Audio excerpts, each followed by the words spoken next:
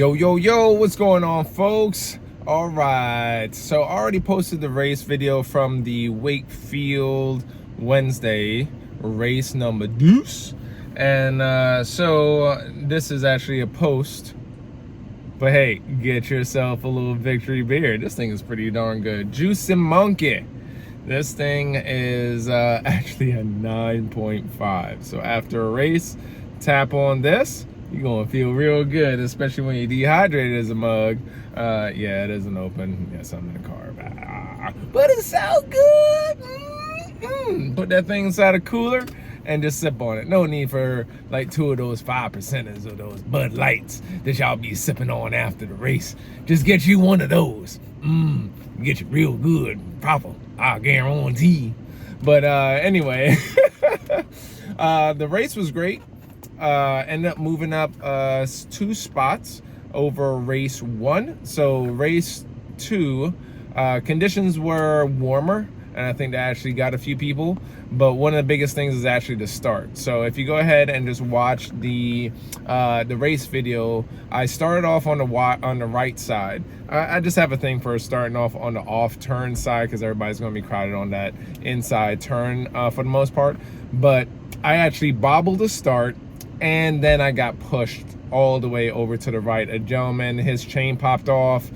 He was putting down that power, and then boop, it just popped off. I think that he just tried to change gears or something. But anyway, it popped off. He started shifting to the right instead of staying to the center. So that got me in the grass, a few of us in the grass, and then we had to just keep pumping. Luckily, it wasn't fully crowded in the middle. I was able to kind of shoot the gap and get my way up to the top and actually be in the top 8, which was a good spot. Right there, right behind one of the guys. I think he ended up coming in 5th place. I ended up in 7th place out of 26, I want to say it was. And then overall, I think I ended up in 11th. Last time I was in 12th, if I remember correctly. But the race was good. Conditions were dusty as heck. It's been just super dry out here. So one of the things I was actually playing around with, kudos to Greg for kind of talking me into this. I used to always run pressures at 21 front, 23 in the rear. And so what I decided to do is like, hey, let's go ahead and just try this 19 in the front, 21 in the rear. Just going down by 2 PSI. How much of a difference would that make? And then I also got a new digital pump, shock pump. So I was able to actually pump up my shock, my Sid Deluxe Ultimate. I was actually able to pump that up to the sag that I wanted because I don't like it at 20 and I definitely hate it at 25. The bike just bobs too much. But I wouldn't say that I hate it at 20. But anyway, I wanted like around that 17 mark for whatever darn reason. And 15 was a little bit harsh at times when I tried it, but the gauge that I originally had would always take out too much air. So now I got the sag of 17 with, and then you add that in with the lower tire pressure of 2 PSI. It was just beautiful, just beautiful. So ran the race that way. I was ecstatic about the grip that I had. Again, thanks Greg for that notion, because they run like something like 17 or whatever. But reading another article, a lot of pro racers do run like 17 with a similar tire. I have the ground controls front and then racetracks in the rear. And so that actually really felt pretty darn good. Wakefield doesn't have a ton of like rocks, and it does have some roots, but nothing really that crazy that you're going to be worried about. So running that was actually pretty darn good. So starting off in the race, started off well. Started with a little battle with Johnny Compost. He pretty much was the pace setter throughout the race. He had some yak on that on the XC stuff. Anything that was straight or going up a hill, he'll just pull off. I was like, all right, well, I'm just gonna ride my ride as best as I can and then try to see where I can catch him. So through some of the single track, when it gets really technical, I can catch him, especially on steady hills where it's just long as all hell. I don't know how I end up catching folks on those sections. I think they just get a little bit burnt out where I'm not pushing. I'm trying to maintain for those things. And so especially there's the technical section. It's a technical climb, and you're just S-ing, you're just switchbacking all the way up. So I actually flew off of it, recovered, and then came back, charged past a person. And that was kind of my passing point, because once you get to the top, a lot of people relax before the berms, and then the berms to me is where I actually relax, because I can actually take all the berms at a darn quick speed sitting down. So that whole segment of the berms going down, I don't have to stand up, I don't have to pump. I tried pumping it before, I didn't see too much of a gain or a big loss, and I prefer just sitting down, catching my breath, get my heart rate good, and then being able to charge, because after the berms, it's a climb all the way to the finish. So I'd rather just recoup there. And so that strategy actually played very well, where I saw, and especially on the last lap, well, let's say the first lap, Johnny was in front, right in front of me, same spot. And then I would gain up on him in the berms, sitting down, and then he would just pull off on the uphill. I'm like, okay, cool, no problem. It was such a long hill, and I ended up catching him a little bit. I was like, all right, cool. So the next second lap, it was just Johnny and I battling. So I pumped up the hill in that little first section, got ahead of him in the first set of berms, was able to kind of lead a little bit until the sprint spot. I knew he was going to pass me in the sprint spot. He's been on my ass the whole time. Just try to stay calm and steady, just ride my rod regardless of the pressure behind me. So he passes me, I'm like, ah, darn. So I just didn't let him out of my sights. So fast forward all the way to that berms. So we do approaching the berms, you got that little switchback stuff. He's ahead of the good ways, and another guy's in front of me as well.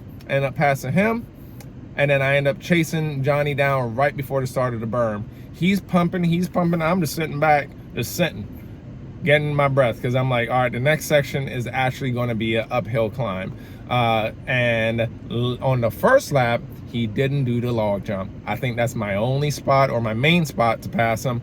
The other spot would be on a switchback hill climb pump if I put pressure on him. So went ahead and came out of the berms and was just sitting on his tail. I didn't want to pass at all. I just tried to pressure him. He kept going, had great pace, but the pace wasn't as fast as the first lap. And I noticed that. So I was like, all right, just stay literally on him. He didn't do the jump last time over the logs, so I can jump the log as long as I stay next to him and clean it without interfering his flow. So I was able to, so I timed it perfectly, jumped over the log, boom, he came in right on my tail, and I just sprinted. So I sprinted damn near to the finish line, and at that point, it's a series of uphills going up there. I had some juice still, and my heart rate went up. I mean, it went up to like 185, I think it was. So it was pretty crazy. And I was, when I crossed that finishing line, looked behind me, it was like, all right, I had some window. I was just ecstatic. And actually, in that last bit of climb, I actually ended up being about 4 seconds behind the next person in front of me in our group. Apparently, if I would have done that way ahead, like say out of the berms and just sprinted all the way, I probably would have caught him, but I mean, that's saying a lot right there. But anyway, so great race. That first climb is the biggest thing, because trying to chase everybody else down after that is crazy. The first 5 guys that day is fast, man. Like the one guy, he was right in front of me at the beginning. Once he got daylight, I never saw him again. Never saw him again. Johnny and I were battling for that 7th spot, but 6th place, gone. I mean, the guy that I almost caught up to 4 seconds to the finish wasn't even that same guy. So it was that I saw that was in the 6th spot. So whoever was in 6th moved up to 4th. And I was just like, damn, dude. I mean, y'all moving.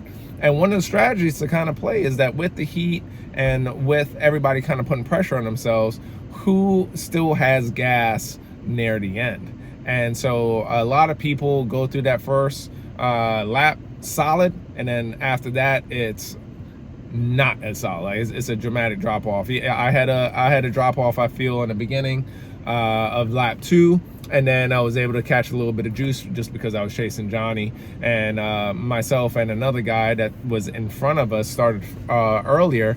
He dropped off on that second lap, but once Johnny passed him, he got the juice and was right behind Johnny. So that actually was good, because Johnny had such a lead over me in the second lap that I felt as though I wasn't going to be able to catch him, but I was right on the right behind the other guy.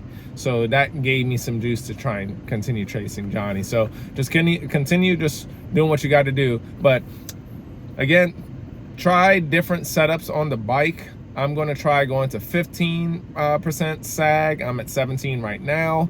I did pump that thing up, I think, to 270 or 260 psi, 270 psi before release, and then it does back off a little bit as far as some of the pressure.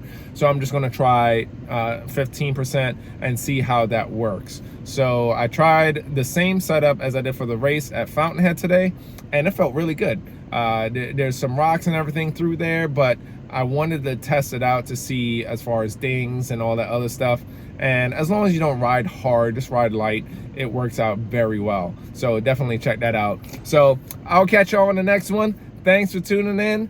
Thanks for the dozens and dozens of folks watching this. Get yourself some victory.